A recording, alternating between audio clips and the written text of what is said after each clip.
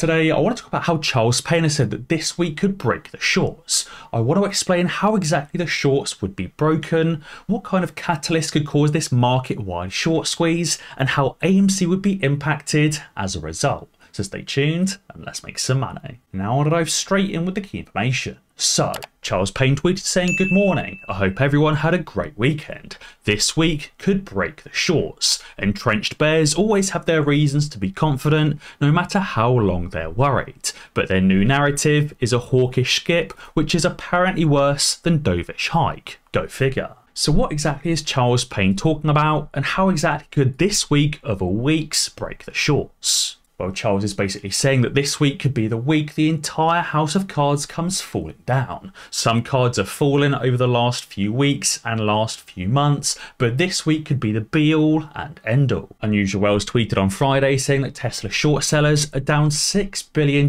over Tesla's 11-day rally. Now, obviously, $6 billion in 11 days is a lot of money to lose, but the losses don't stop there. You may remember the NVDA short sellers also lost $2.3 billion in one singular day, with the stock up 25%. And year to date, NVIDIA shorts are down over $8 billion or 96% of their capital. So these shorts have lost $8 billion on NVIDIA and $6 billion on top of that on Tesla. So that's around $14 billion lost in just two stocks over the last few weeks. Now, what Charles is basically saying is that because these short sellers have lost such significant portions of money, we're seeing smaller short sellers closing out of their short positions, which has been pushing the market up higher. Obviously, as these shorts close their smaller short positions on Tesla and on NVIDIA, they have to buy back the stock, obviously pushing the price up. But what that does is it puts other short sellers in an even worse position, as it pushes the price of the stock up, causing other short sellers to lose more money. Now what we're seeing is these short sellers closing out of their smaller short positions on Tesla and NVIDIA, and in growth stocks like Affirm, Upstart, Roblox, Coinbase, and many others, trying to preserve their largest shorts in AMC and GameStop.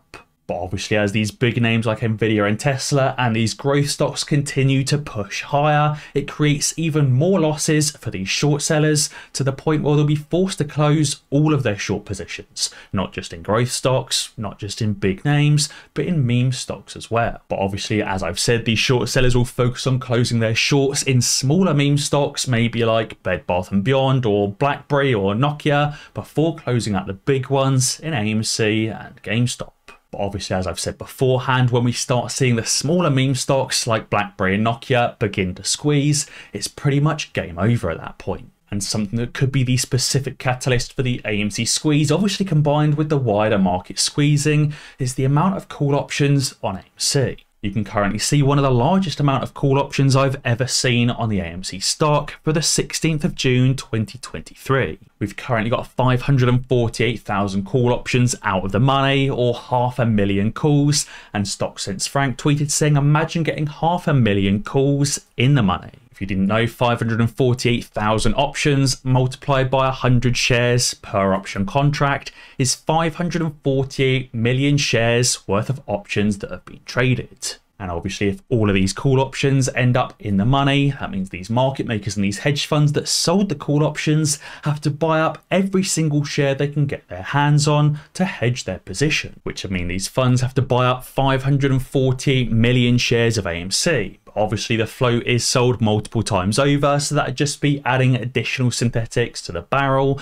but that's still 548 million shares worth of buying pressure. Guys, you can currently get a guaranteed free share of Tesla or of Google, and also a $100 cash reward just for signing up to Moomoo using the link in the description below and making the required deposits. If you just want that free $100 cash reward and 5 free stocks, all you need to do is deposit $100. You could always use that free cash reward and those free stocks to buy even more AMC or GameStop shares if you so wish to. And Finance Lancelot reckons he's figured out what's going to cause the next leg down in the market crash. He tweeted saying in both 2008 and 2020, the Fed provided liquidity to the overnight repo market when the banks stopped lending to each other. This postponed the crisis. He said only when the Fed pulled liquidity away did the system collapse. This gives the Fed complete control over when the crash happens.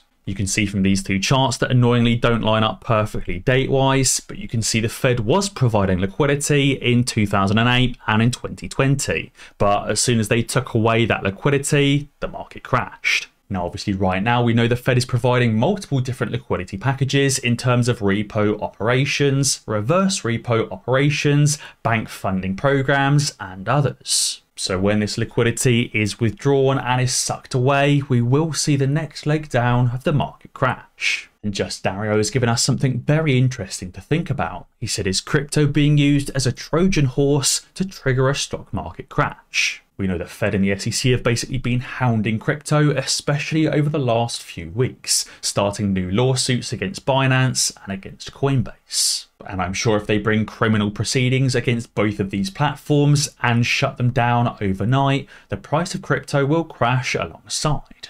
He said, imagine if the Fed and the US government managed to burst the stocks bubble and blame crypto for it.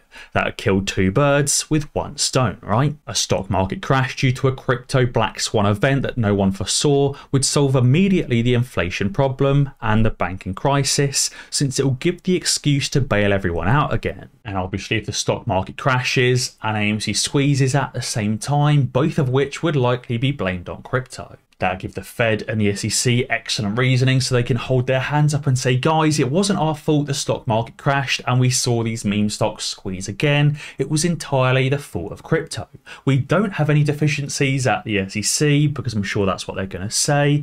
It was all crypto's fault. Maybe that's why the AMC lawsuit has been held off so long, so the SEC could bring lawsuits against Binance and against Coinbase to effectively kickstart the squeeze and kickstart the crash. And Kevin Malone tweeted saying Gary Gensler has been accused of being involved in the biggest conflict of interest in financial history, which just really fills out that trifecta of Fed blame. This article says SEC Chair Gary Gensler has been accused in Citadel's market maker manipulation. It says he's accused of shorting crypto-focused stocks like AMC Theaters and GameStop through Vanguard Group and BlackRock, and faces a change.org petition. Now, there was a subsequent article that also talked about how Gary Gensler had just been caught by Coinbase for opening a $2.5 million short position on Bitcoin. That article effectively linked these two articles together, speaking about how Gary Gensler was caught shorting AMC and GameStop and has now been caught shorting Bitcoin. Again, I don't really know the source of this website. It's on a website called the Crypto Times. I don't know if that's something that's big and reliable, and if Coinbase actually has evidence of his $2.5 million short position. But I have seen this article being reposted by some massive names in the crypto niche with over 500,000 or over 1 million followers. It will be interesting to see if Coinbase does release proof of Gary Gensler shorting Bitcoin, and also if there's any proof of him also shorting AMC and GameStop. But guys, be sure to let me know what you think down in the comments below. And as always guys, be sure to ding that notification bell, because that way you'll be alerted when I upload a new video. Cheers.